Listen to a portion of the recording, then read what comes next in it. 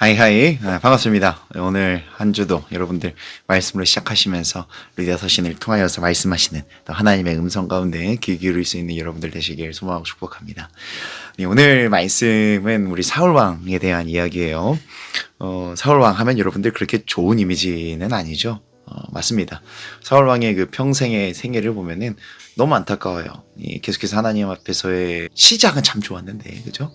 계속해서 하나님께 역행하는 모습, 실수하는 모습들이 나타나고 있기 때문에 그것이 참 때로는 안쓰럽다라고 느껴질 정도까지 참 생각이 들 때가 많은데, 오늘 본문은 그런 안쓰러운 사울의 모습에 있어서 가장 극치의 모습을 보여주는 것이 바로 오늘의 본문입니다. 왜냐면은 신접한 여인을 찾아가는 이 사울의 모습이 그려지기 때문이에요. 하나님께서는 분명히 레위기와 신명기를 통해 말씀하셨거든요. 레위기에서는 니네 신접한 여인을 믿지 말라라고 되어 있고, 또 신명기를 보면은 신접한 자를 포함해서 또 여러 가지 만나지 말아야 될 사람들을 말씀하시는데, 단순히 만나지 마라라는 것을 넘어서 너희 가운데 용납하지 마라라고 이야기를 하고 있습니다. 그 말인즉슨 쳐다도 보지 말라는 거예요. 떠올리지도 말라는 거예요. 그런데 사울은 그 사람에게 찾아가는 것을 또 넘어서 굉장히 정결하지 못하고 거룩하지 못한 부탁을 해버리는 것이 오늘의 본문의 내용입니다. 하여간 사울은 찾아가더니 뭘 부탁합니까? 사무엘을 불러달라는 거죠. 한마디로 우리로 따지면은 무당한테 가서 지금 굿하는 겁니다. 지금 굿하고 있는 거예요. 사무엘을 불러달라는 거죠. 근데 진짜 사무엘이 나왔는가? 13절의 말씀을 보니까 여인이 사무엘에 이르되 내가 영이 땅에서 올라오는 것을 보았다라고 이야기를 해요. 자, 영이라는 게 나왔다는 거예요. 그건 맞는 것 같습니다. 그런데 그 다음 말씀인 14절의 말씀을 보니까 어떻게 되어 있냐면, 사울이 물어봅니다. 그 모양이 어떻게 돼 있어? 그 영 어떻게 생겼냐는 거죠. 그러니까 이제 여인이 묘사를 해요. 그 영 내가 보니까 한 노인이고 겉옷을 입은 것 같아 라고 이야기를 합니다. 그러자 사울이 어떤 반응을 해요? 사울이 그가 사무엘인 줄 알고 땅에 엎드려 절을 했다라고 이야기를 합니다. 성경 본문 그 어디에서도 이 영이 사무엘이라고 지지하지 않아요. 이야기하고 있지 않아요. 지금 이 영에 대해서 와 이거 사무엘이야 라고 얘기한 건 누구예요? 유일하게 사울 한 사람밖에 없다는 거예요. 한마디로 착각했다는 겁니다. 왜곡되고 잘못된 방향성을 가져버린 나머지 악한 영의 농간에 넘어가 버린 것이 사울의 안타까운 모습이라는 거예요. 분명히 말씀드릴 수 있는 것은 사무엘 아닙니다. 왜요? 우리 예수님께서 뭐라고 말씀하셨습니까? 비유를 통해 말씀하시기를, 여러분들 거지 나사로 이야기하시죠? 거기서 부자가 나사로와 함께 있는 아브라함에게 왔다 갔다 해달라고 하면서 물 한 방울을 좀 떨어뜨려 달라고 하니까 뭐라고 이야기를 합니까? 우리 사이에, 지옥과 천국 사이에 큰 구렁텅이가 있어가지고 왔다 갔다 할 수가 없다는 거예요. 지옥과 천국조차도 왔다 갔다 할 수가 없는데, 지옥에 있건 천국에 있건, 아마 사무엘 선지자니까 천국에 있었겠죠. 근데 그 천국에 있던 사람이 영혼이 곧바로 땅에 올라온다라는 것이 애초에 말이 되는 겁니까? 아니에요. 사무엘 아닙니다. 그죠? 죄인된 사울의 왜곡된 생각만이 둥둥둥둥 떠다니고 있다는 거예요. 그런데 놀라운 일이 일어나죠.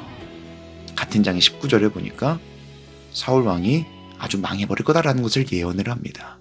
이스라엘도 망할 것이고 사울 왕뿐만 아니라 그 가족들까지, 특히 네가 아들이죠, 전부 그냥 큰일 나버릴 거다라는 것을 이야기를 해요.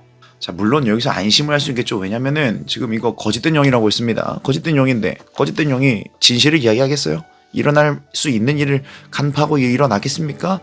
그런데 실제로 그 일이 일어나 버리죠. 그저 잡귀에 불과한 영인데 그 일이 일어나 버려요. 그 영이 능력 있는 걸까요? 아니죠. 이것을 우리의 신학에서 어떻게 보냐면, 하나님께서 이 괘씸한 사울이 믿은 대로 또 들은 대로 하나님께서 허용하셨다라고 봐요. 결국에 하나님께서 그냥 그래 네 그렇게 믿었다는 거지, 오케이 그렇게 한번 해보자 라고 허용하셨다는 거예요. 사랑하는 우리 루디아청 여러분, 우리 가운데 왜 교회가 필요할까요? 교회 안 나가는 사람들 꽤 있는 걸로 압니다. 그죠? 이런저런 통계를 보면은 소위 말하는 안 나가를 거꾸로 하면 가나안이 되죠. 그래서 가나안 성도라는 별칭을 부릅니다. 교회 안 나가는 성도들을 말해요. 근데 성도래요. 예수 믿는다는 거예요. 나는 믿음이 있다는 거예요. 그렇지만 교회에 소망이 없기 때문에 안 나간다라는 겁니다. 뭔가 일리가 있어 보이는데도 우리는 왜 교회가 필요할까요? 그 이유는 너무 간단합니다. 우리는요, 사울처럼 참된 것과 참되지 않은 것을 구분할 수 있는 지혜가 없기 때문이에요. 정말 많은 이유가 있지만 적어도 오늘 본문에서 드러나는 우리에게 교회가 필요한 이유가 무엇인가? 우리에게 교회가 필요한 이유는 우리의 혼자만의 힘으로는 옳고 그름에 대한 판단을 전혀 할 수 없기 때문입니다. 왜냐하면 우리는 타락한 존재이고 타락했기 때문에 드러날 수밖에 없는 그 결과 중에 가장 치명적인 것 중에 하나가 무엇이 옳고 무엇이 옳지 못한 것인지에 대한 기준도 알 수 없고 옳은 것을 선택할 수도 없는 그런 존재이기 때문에 우리에게는 너무나도 교회가 필요하다라는 것을 우리는 반드시 믿을 수 있고 이해해야만 한다라는 거예요. 왜요? 교회는 하나님께서 세우셨고 역사를 통해 정립되게 하신 이 모든 교회의 내용들은 하나님께서 우리로 하여금 옳고 그른 것을 판단할 수 있게 하셨어요.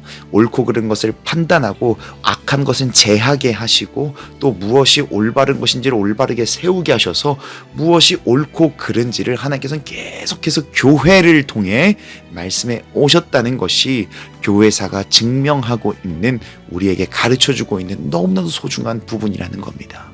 사랑하는 여러분, 그래서 교회가 우리한테 너무 소중해요. 그래서 여러분들이도 동시에 교회를 위해서 기도도 해줘야 돼요. 하나님, 나의 사랑하는 내 교회가 하나님의 지혜를 하나님께서 보시기에 기뻐하실 만한 판단할 수 있는 그 지혜가 마르지 않도록 하나님 인도하여 주시옵소서. 교회를 위해서 계속해서 기도해 주셔야만 하는 것이 여러분들의 또 다른 사명 중에 하나라는 겁니다. 그리고 그렇게 기도하시면서 여러분들은 교회에 반드시 순종하셔야만 한다는 거예요.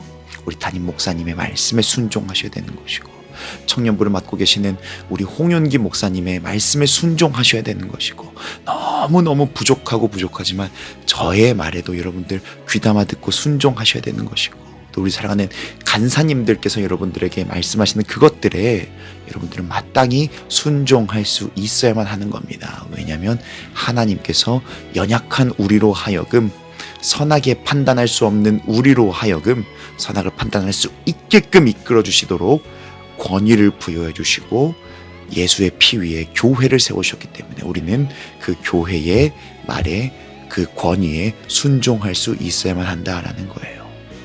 사랑하는 여러분 한 사람 한 사람을 너무 과신하지 마세요.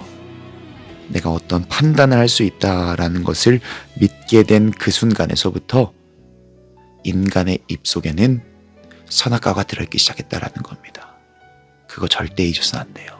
우리는 뭔가를 할 수가 없는 너무나도 비참하고 아무것도 할 수 없는 존재라는 것을 인정해야 됩니다. 거기서부터 복음이 시작되기 때문이에요. 사랑하는 우리 리아청 여러분, 이번 한 주도 시작이 됩니다. 이번 한 주에서도 여러분들이 들을 수밖에 없었던 교회 안에서의 하나님의 말씀들이 있었을 거예요. 사랑하는 여러분, 그거 반드시 기억해 주세요.